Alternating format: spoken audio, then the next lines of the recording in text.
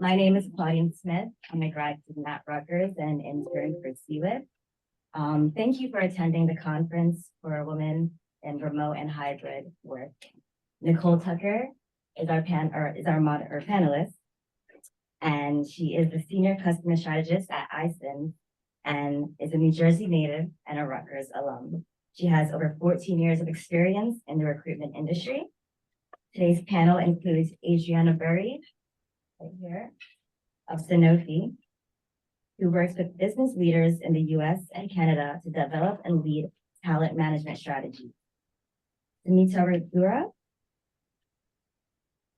of San Jose State University, who is examining gender-based biases impacting careers of remote workers. And Véronique Roberts of Toulouse School of Management. Hello. She studies the effects of remote work on employee well-being, newcomers integration, and the development of the leader-employee relationship. Being that most of my college experience has been remote and I am considering working remotely in the future, I'm excited to hear what our panelists have to say. We hope you enjoy the panel. Welcome, everybody, and thank you, Claudine, for the very warm introductions. As she stated, my name is Nicole Tucker. I am the senior customer strategist at iCIMS. For those who don't know iCIMS, we're actually a software company based right in New Jersey. We build the talent cloud, so it is talent acquisition software. And in my role and on my team, we are on the programs and insights team. This is the team responsible for looking at the data across all of our customers. Our customers include 4,000 customers that include 2.7 million global users, 180 million plus or minus resumes and applications, as well as over 6 million hires. So we are looking at all of this data across our entire customer base. And regardless of, I would say, the headlines, we've been noticing a number of different things. So headlines being recession, inflation, rate hikes. But really, I would say what we're noticing are candidates are over it. At the end of the day, they don't care about the headlines. They're still applying for jobs, whatever jobs may be out there. And we've seen in that over 51% application rate increase, really the highest it's been since January 2020. For most of 2023, we've actually noticed a growth in applications. It has, again, matched in terms of rate of openings and hires. And while we've seen application rate grow, employer activity has remained stagnant. I guess for those in the audience, I meant to ask this before, I love polls. I don't know if anybody else loves polls as well. I think it's part of the data sort of love, if you will. But by a raise of hands online, as well as in the audience, how many of you are in a 100% remote environment today? Anybody? See a few hands in the audience, about, I would say, less than 10%. How many are in a hybrid environment where they're in the office as well as working from home? Okay, I would say more than 50%. Again, this is just looking broad strokes. And how many of you are 100% in the office? So for those online, that was a zero.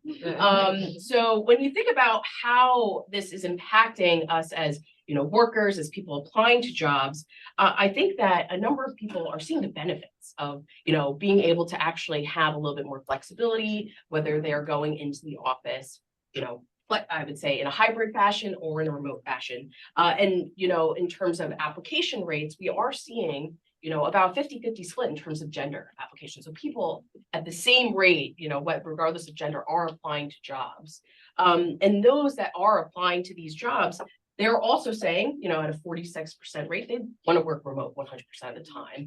About 27% are preferring that hybrid remote environment. And I would say outside of one sort of class of, we look at age demographics as well, that I would say all but that Gen Z is looking to be in a more remote setting, whether it's hybrid or remote. Really shockingly, Gen Z actually would prefer to be 40% more in office. And if you think about early career, maybe thinking back to your own experience for starting a job, I like to say learning through osmosis. You don't really necessarily get that. It's a little bit more forced if you're at home 100% of the time. So when we think about, despite the sort of organizations asking for employees to come back into the office and implementing those remote work schedules. There are still people applying from out of work. So about 23% of 20% of applications this quarter, we noticed, were actually from out of state applying to employers, and employers are still hiring them 13%. So that thought of, I would say earlier in the pandemic, shelter in job, wait until the recession is over to apply. Really, we have not seen impact the rate of applications. But when we think about employers and what they need to think about is the people applying and the experience they're giving them as they're actually applying. So in terms of the employers, in a recent survey, we actually had done, it's our talent experience report, it's public. Please download it if you get a chance from iCIMS.com. But 64% of employees are sharing their managers are not proactively asking them about their career path. So now you think about the people applying, it's not just people that are necessarily looking for a job that you're talking to, but the people that are working at your company. And, as I started this conversation, personally, working mom, 3 kids, working from home and having that flexibility is something I view as a benefit, but I'm very excited and interested to hear maybe there are drawbacks that we're not thinking about. So with that, I'd love to hear from some of the panelists on the call, much smarter than myself, who have done the research. I'm gonna, start with Sumita, who is right over here in person, and I'd love to hear from Véronique, as well as Adriana on the call, who's working at Sanofi from a corporate perspective. So I'll pass it to you, Sumita, and hear your perspective. Thank you, Nicole. So, what I wanted to talk about today is actually the main focus is going to be on bias against remote women versus men, right? But I do want to give you a little bit of the background here, and that is that I have been studying. Do we need a mic, by the way? Can everybody hear us? Okay. Everybody hear us on the Zoom? So I'll try to talk loud, all right? So I have been studying remote work.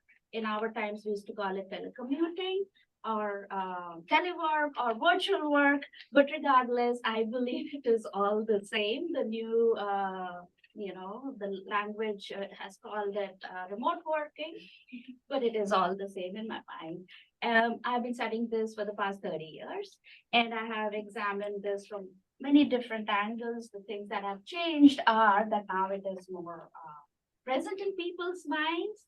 And so I'm glad that many more people are focusing on it. And for example, even as they're applying for jobs, the preference is for hybrid work. And that is how, at least I have been studying. I used to send out articles for review. I'm an academic, and the reviewers would come back and say that, have you created a control group of people who are working in office and those who are not? And I used to be puzzled that there is no such category. Because it is always on a scale of either 0.5 half days in office versus, 5 days or 4.5 days. So that is the scale. So that is the approach I've taken in my work throughout. And I'm glad that it substantiates my point that people are preferring hybrid work, even in the new generation. And I have some answer to them, let me just hold on to that. Yeah, no. I know my time is limited. Yeah. So let's take a look at how we came to looking at remote women versus men. So we have comparison points here. One is we have a substantial amount of literature looking at biases against men versus women when they were in office setting, right? Fully in office setting, and there's tons of literature that women are. So then there is another piece of literature which is looking at remote employees versus those who are in office and how they might be discriminated against. And by the way, I've just completed a study which shows that yes, face time, we call it face time, does matter. And in this study, we tracked one organization across 3 years. And what we find is that indeed, performance ratings as well as promotions of those who have higher face time are much more higher than those whose face time is less. Okay, so there's a correlation effect there. And today, what I'm going to be talking about is a cross between these two types of studies, and that is men versus women in remote work setting. Okay. So let me just give you the study basics. By the way, I just finished collecting data on Sunday, so I haven't been able to fully dive into the study, but I'll be happy to share with you the high level here. So what I did was I collected, was meant to be a pilot study before we approached organizations for a deeper dive. I just collected data from Prolific, and I collected data from two groups: supervisors, subordinates. These are not matched pairs. Simply to get the different perspectives on how they viewed that a bias existed or not. I divided up within each group by gender. So there were 50 males, 50 females in both groups, right? So far, I guess, that's what my plan was. I also conducted some personal interviews with people. And in addition to the surveys that I distributed to these two groups, on Prolific, I also asked them open-ended questions about bias. So I'll share that data. And then I also looked in the survey possible reasons as to why there might be a bias or no bias, such as the number of days they were working from remote, the number of children that they had less than 5 years old, the gender of the supervisors, the match between the supervisor subordinate gender, and the race and many other demographics. But since the conference is all about gender, I'll focus on the gender match. And the amount of communication they were having with their subordinates and vice versa with the supervisor. So, what I find, surprisingly, now, how did I measure performance? There was a self-report, obviously, on both, and that is on a scale of 1 to 5. What was the rating that you received? And this was a typical rating that most organizations would use: below average, average, etc. The typical rating that organizations would use. And for the subordinates, I asked, did you perceive that your performance was measured fairly? And in terms of promotion, what do you see as the future expectation for your promotion? Very good, etc. There were some, typical scales that you use in academics, for promotion possibilities, etc. And what I find just from the subordinate employee, let me just call them remote employees data, is that there is no difference between male and female groups in terms of their perception regarding their performance and promotion ratings. No difference whether they had male or female supervisors. No difference between matched pairs of supervisors and subordinate in gender. Number of days in office was not correlated. I was looking at other things such as work-life balance. Average number of days they were in office was 3 to 4, was 1 to 2 days. Okay. Promotions, also not significant difference. Chances of being promoted, not significant difference. Now I moved, I'll tell you the written as to why this was happened, but let me just share with you the supervisor group. And again, there was an equal distribution of male supervisors, female supervisors, and they were asked to focus on one supervisor who was a remote worker. So again, there was no difference between the ratings that they were giving to their subordinates and the chances of promotion for the subordinate that was working from remote. There was no pattern. So that is kind of going against the narrative, right, as to what is going on. So I went and looked at some of the written comments as to what is going on. And let me share some of those results with you. And there, I counted the number of positive, such as what are the chances of the career advancement of this person, for example. From the subordinates, there were 63 people who reported a positive, 33 who reported a negative, that is lower chances of promotion. So some of the comments were from positive, a company encourages work from home, and it is more common now. Work from home may not affect some employees who are already advanced in their career. Teams have metrics to measure productivity even from home, and so on and so forth. So what gave me the impression was that it is pretty normal for people to work from home. You see, that is the state we are in. Everyone else is working from home, so I'm not likely to suffer either in my performance or in my promotion. Okay. Looking at the supervisor data, there were 74 who reported positive. I can convert it to percentages because they were about 100. And 23 reported lower chances of promotion. So again, career, the reasons that they did not feel negatively about it was career prospects are based on your performance and effort, not on your location. Okay, employees are more productive at home, expecting them to be more productive. The nature of the work does not require the employee to be on site, which tells me that yes, we need to be more careful rather than the blanket statement about men and women. Most of the job can be done at home. I'm just picking up a few. On the negative side, it was if you're a manager or applying for a management job, then you cannot be from remote. So again, it points towards what type of work you are doing.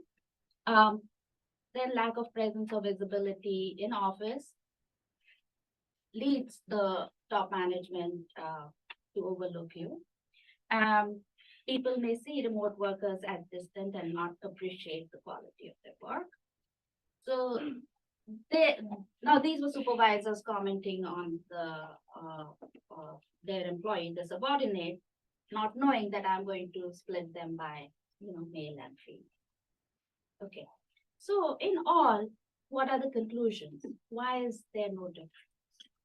And for me, there are two answers. One is that it has become so normal for people to work from home. The second is that perhaps it is too early to collect this kind of data.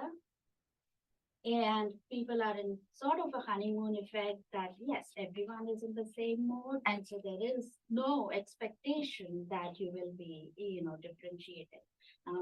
If this is to continue, let's say for 4 years or so, then you have some longitudinal trends emerging. Perhaps it might be so that now the return to office movement has started. It'll be interesting to see, are women more likely to stay or choose work from home rather than men? Then the effect may be felt more by women than by men. So these are some of the, the high level findings as to why I would not expect, or which might explain both from the written comments as well as the data, that there is no such difference. The third could be, of course, that I have limited data. I would love to go into an organization, looking at the differences between men and women. Now, as I said, I did a comparative study between those who are remote versus who are working from office. That study did show a very significant difference in terms of performance and promotion. Very interesting, Sumita. And as you had stated, it is almost contrary to the narrative that most people at least perceive may be happening. But to your point, when people are working in an office and some are not working in an office, that's where you start to see the divide, which is and could be implicate what could happen for those that are focusing more on a hybrid work environment versus fully remote or fully in office. So Véronique, I know you're on the call and you've done research in this area as well. I'd love to hear your perspective on your research. Hi. Well, yes, thank you, Nicole, and everyone at Rutgers Business School for attending and for organizing this event. And thank you, Sumita, for sharing your research. Your findings were interesting to me because you mostly find no difference, although we have found a lot of different aspects or a lot of ways that women were differently impacted. So I'll go a little bit on that. So this is a study that I share with Dr. Lara Bertola from REN Business School, and we wanted to focus on how remote work affected the social networks of men and women that are in organization and working remotely. And this was particularly interesting to us because networks usually are very important for career advancement. And one of the main dark sides of remote work is its impact on interpersonal relationship at work. So what we did, we conducted 16 individual interviews and 4 focus group in a manufacturing multinational located in Italy and in France. And this context probably is one of the reasons we have different findings between our study, probably because in these countries, there's a lot of resistance toward remote work still, and also this type of organization. We found that the organizational culture was maybe not as supportive as remote work practices. So one of the first reasons we found that women may be at a disadvantage was because women tended to work remotely more than men. So as we know, this may be due to gender imbalance in domestic labor and caretaking at work. And what we found was that when people and women work remotely, they had a really strong sense of isolation, but also they lacked support. They were less trusted by their colleagues. There was a more individualistic approach to their work. There was a sense of being out of the loop. And it was interesting to find that some women mentioned that when they went to maternity leave and try to came back and rebuild their relationship, it was even harder to overcome and to reconstruct this relationship in a remote context. So that played against them a little bit. Also, they mentioned that remote work worsened some of the issues that were already present in their organization. For instance, they felt that their voice was less heard in groups and team meetings. It also worsened some of the asymmetry that was already in place in the workplace relationship, and they felt like they were out of the boys' circle. It was also found that women were more penalized when they were working from home than men. So maybe this is particular to the context of this study and shows that might be a cautionary tale to an organizational culture that fails to support remote work practices. Because even if this organization wanted to modernize the ways of working and adapt to the new normal, remote workers were perceived as slackers and lazy and taking vacation. So this negative bias and perception of remote worker was already pretty damaging. But when it was women that were doing it, they were seen as prioritizing their family over their work. So that kind of fed into this stigma. And they were perceived as being less motivated, less dedicated to the work than men. And that kind of led to a pressure that they felt that had a lot of consequences on their health and their well-being, that they had to work harder to prove their efficiency and overcompensate for kind of this lack of being perceived positively, as opposed to the men that could get away with more. That was some of the things that were said. I think the notion of visibility, which is something you mentioned, Sumita, or the lack of it in the context of remote work, was a very important preoccupation for women. They were wondering how their performance would be perceived and how their career would be impacted because of it. So it led to this perception that the organization that just by going to work, you were seen as more dedicated and committed than if you stayed at home, regardless of the efficiency that you actually had or the performance. So that, I think, emphasizes a lot of the way supervisor, leaders, and colleagues and human resources managers talk about remote work must be in an open and approving way rather than a cautious and mistrustful approach. because that affects the organizational culture and the way you are perceived when you work remotely. And some of the things that were really interesting is that a lot of women felt that they wanted to stay at home to avoid this negative ambiance and also the patriarchal culture of their company, which over time may actually lead to a vicious circle because women stayed at home to avoid all these things. They were then stigmatized for working remotely, which impeded even more their workplace relationship, making them even less motivated to come to work to avoid these kind of conflicts and pressure, which then just continue to exacerbate their stigmatization. So that was something we found really interesting. And I think that's a very important thing to address and to kind of stop, to avoid. So overall, these results kind of imply that it was harder for women to work from home because they had to build trust and relationship, but they were isolated, and it worsened a lot of social issues that were already in place. It also put in doubt their commitment to their work. It limited their visibility of their work, of their expertise. And I think over time, they felt and they kind of presumed that it would happen, that it would affect their ability to have the same career opportunities as men and as in-person workers. Véronique, that's fascinating. And I think that the research that you've done in the industry that you're studying, and I'm wondering, just thinking about iCIMS and how we think about the overall marketplace, as well as how each industry, I would say category, if you will, and their response to what applications look like, gender split, if you will, as well as looking at generational data.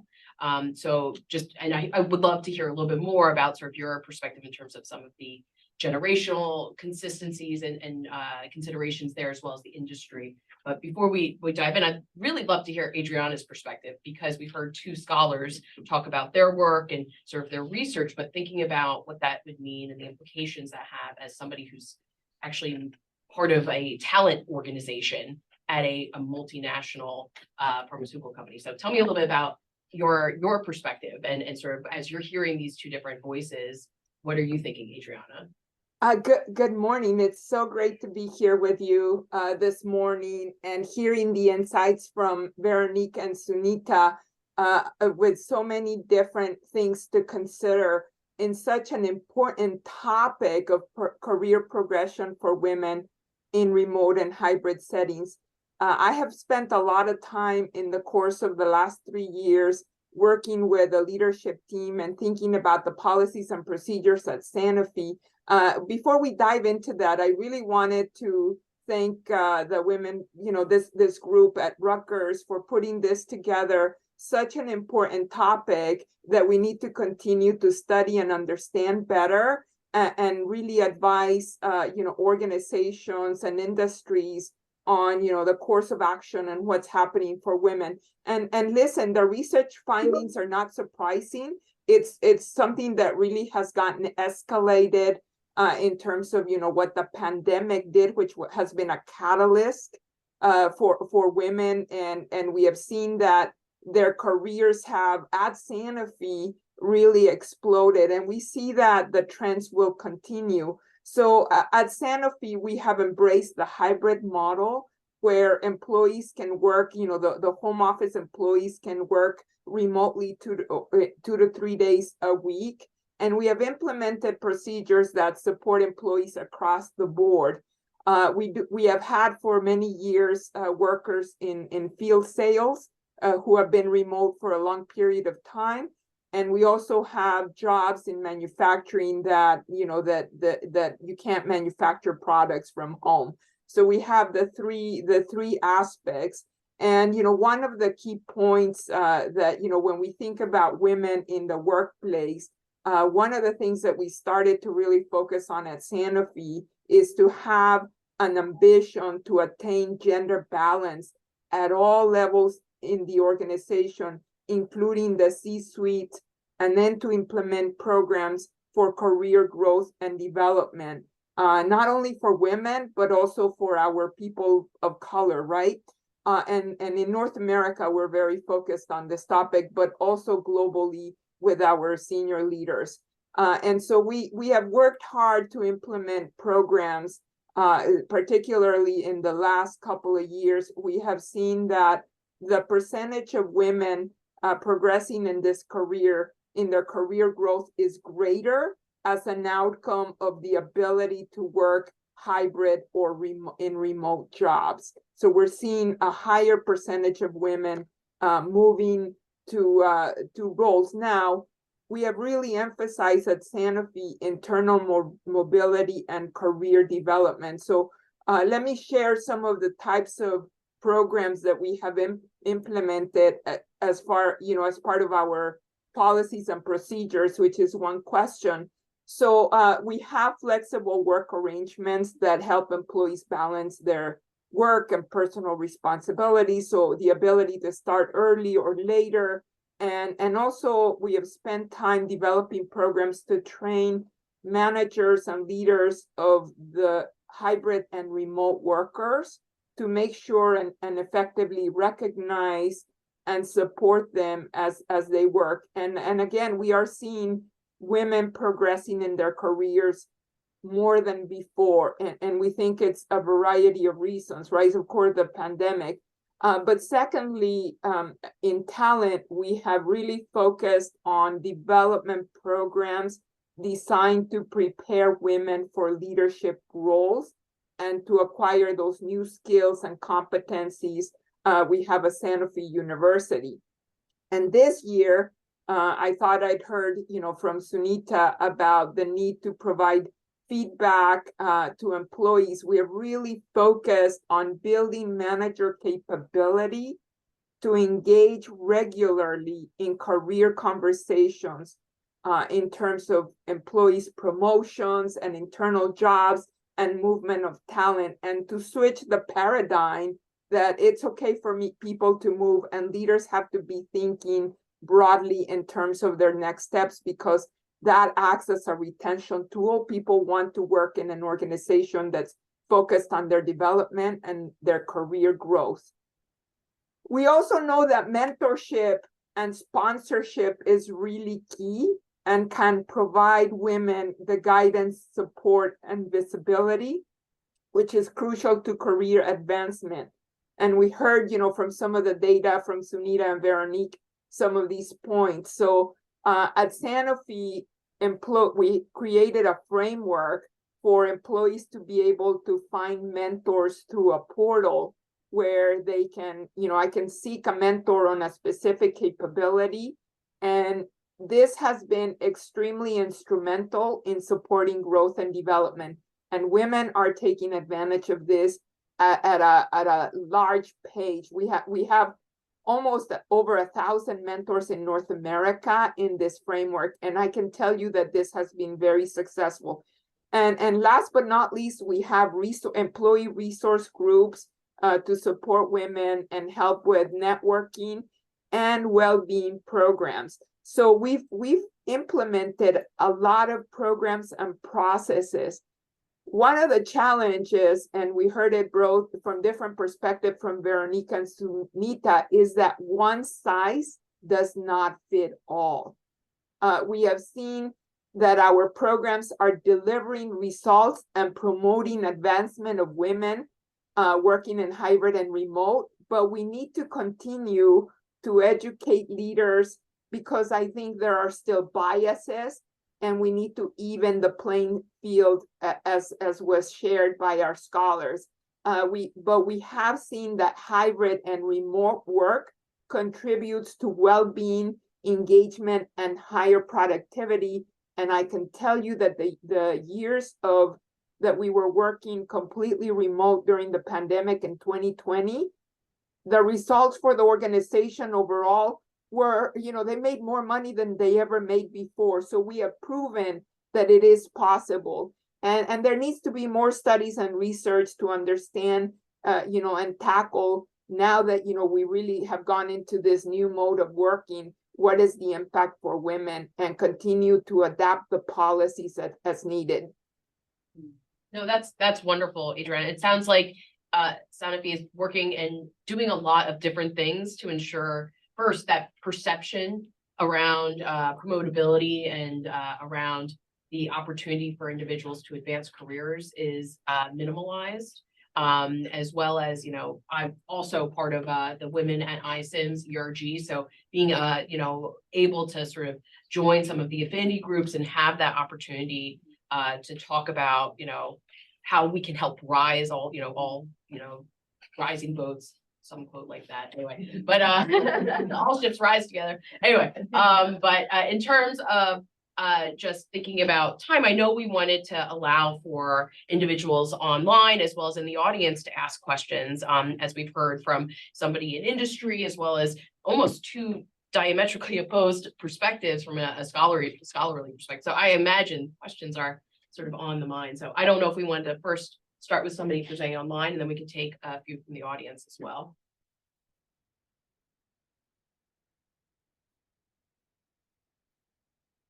Sorry, I can't get it. Was I'd ask the question.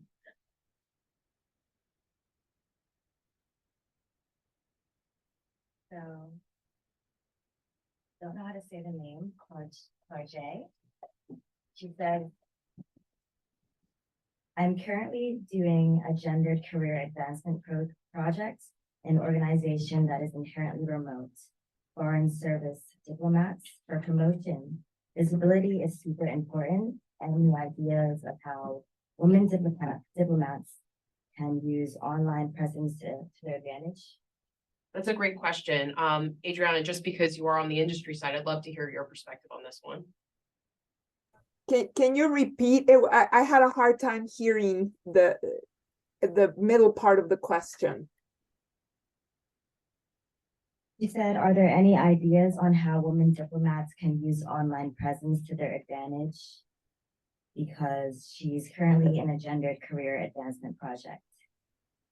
Okay. So from a personal perspective, because I work globally with colleagues in the world, I can tell you that I am deeply connected to these colleagues and regularly check in with them through Zoom. And in some instances, I've built stronger relationships with colleagues in Russia, in China, because I am deliberately planning to have those regular touch points with these colleagues that maybe if I was coming to the office regularly, I would just maybe casually see them. But I think that when we are working remotely, we have to be deliberate to stay connected with our networks on a regular basis. And that would be my advice.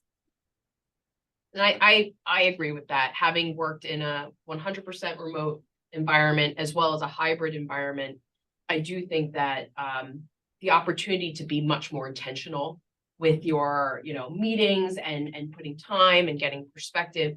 Also, I think to your point, unlike those casual run-ins, you have to have almost a larger Rolodex in front of you. There's opportunity to say, I noticed this, you've done this, or I saw your speech, or I saw you were interacting with somebody on this talk. I'd love to, dig a little bit deeper there. I'm doing X, Y, or Z, and it's really interesting to me. Sumita, I'd love to hear your perspective. I know we probably have more questions, but thinking about the research, and is there anything that you found that, at least in your, interviews or discussions or research around how people have been able to put themselves out there more in a remote setting? So one, I would say that mentoring is very important. It is, as you said, whatever we take for granted on a face-to-face setting has to be made more conscious, more deliberate, whether it is communication, we just take it for granted the other person would have understood it. It is not necessarily so. We have to be more deliberate in the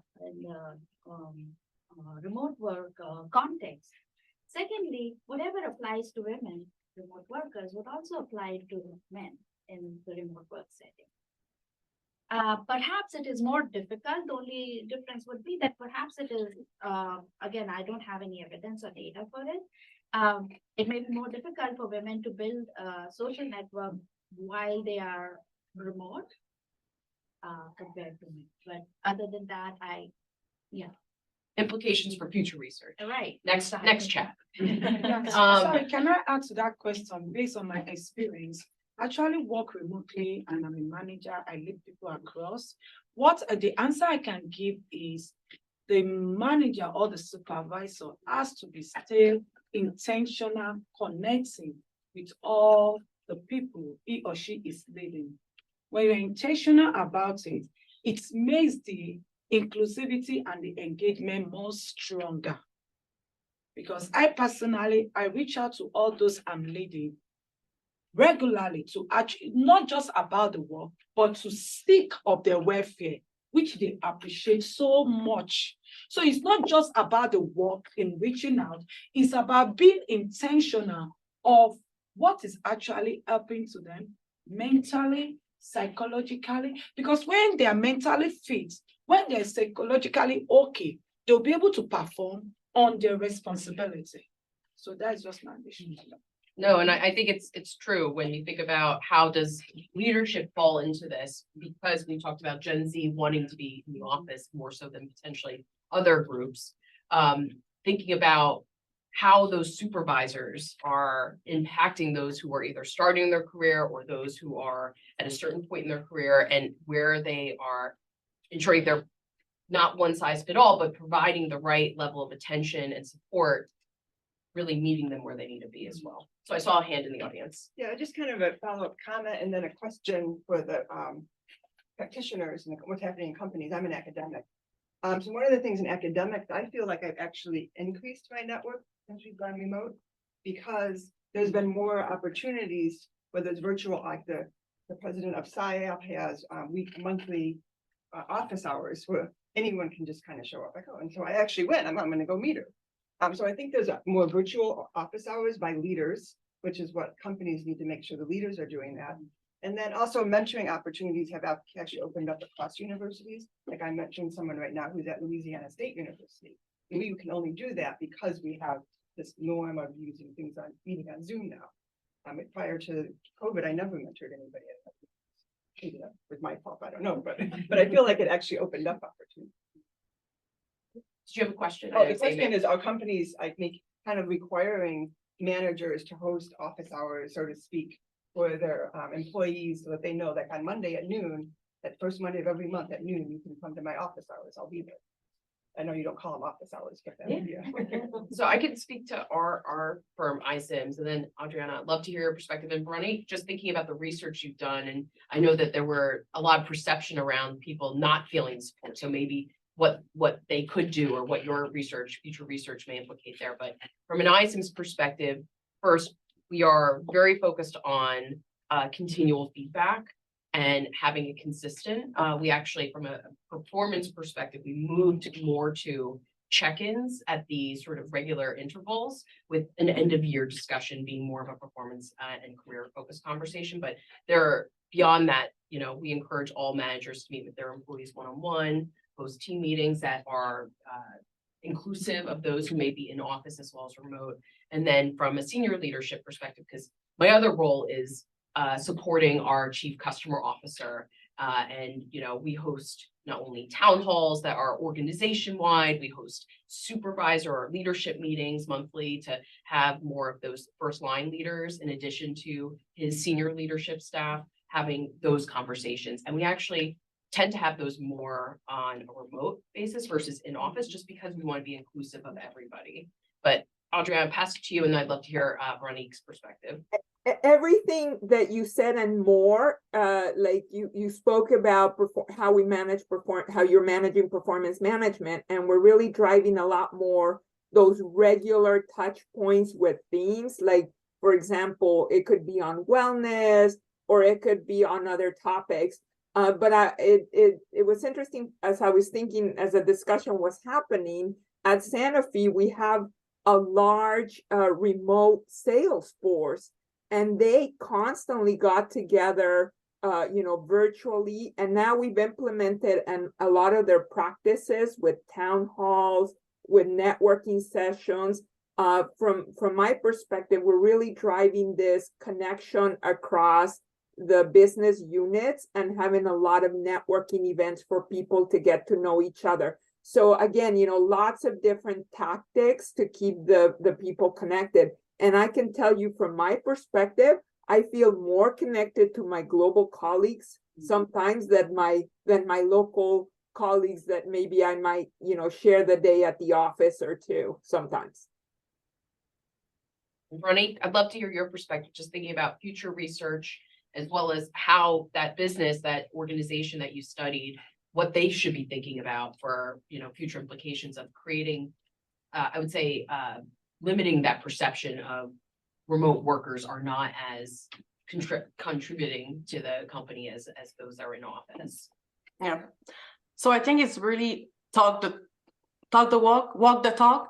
So, and I think it starts with leaders, because one of the main aspects is always the leader affects so much about the team climate, the team relationship. It affects how basically it touches all aspects of your experience in organization. And I think we need to have better leadership programs that will emphasize how we build a culture that supports and values remote work. So I think that was something that was really missing in organization, because the leaders did not support or were really seeing negatively and were really mistrustful. So I think that gave kind of the signal that remote work was not valued. And a lot of the ways they talked about it was really impactful. So I think we need to start with the leaders, and leaders must value remote work and also trust their employee while they remote work. It's not because you don't see your employee that they're not working. And it's more about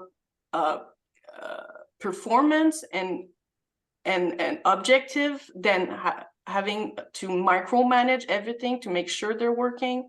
So you need this kind of distance and trust them in thinking the space and the time to do the work the best way they're doing it. And I think that's the hardest part about remote work practices, is finding the balance between giving the flexibility to everyone, but also finding ways to have kind of consistency and guidelines and policies that are clear enough, so we don't have perception of injustice or inequity or frustration in the organization, but also enables everyone to kind of use remote work in the way that works for them.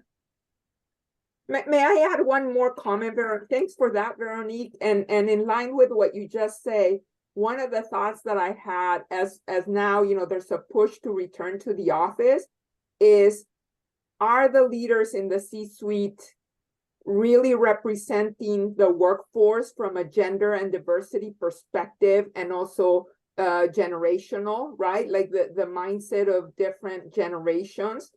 And are they really embracing this? And how do we make sure that they are aware of the trends versus just their potentially biased mindset? Can I add one more? So when I first started studying this, as I said, in 1993, 1995, I would visit many companies who had implemented this. Because for me, it was very important to get on the ground feel, so to answer your question, Maria, what the companies were doing. And at that time, there were a few companies who had implemented this on a mandatory basis for real estate savings reasons. And even though it was on a mandatory basis, they had very well thought out practices and policies, by the way. But one of the things that they had thought through was, how do we create that sense of belonging, the sense of bonding between people? And so they said that for each department, pick a day, any day. And the department I visited had Friday afternoon, where everyone had to come to office, and it would be a pizza afternoon, and everyone would get together and meet, so that they could mingle with each other. So I think we're at time, and I know this is a very lively discussion, and I'm so happy we had so many faces in this room today. I wanted to thank Claudine for her introductions and helping to moderate the questions. obviously the Center for Women in Business for putting together this wonderful event. I don't want to be the one to be in the way of lunch, which is right up now. But you know, if you are interested in keeping the dialogue going, if you're here, please find us at a table during lunch. Also, feel free to add, I can't speak for the other three, but I'm assuming they'll say yes as well. Add me on LinkedIn, Nicole Tucker at iCIMS. Happy to keep the dialogue going there as well. Thank you all. Thank you.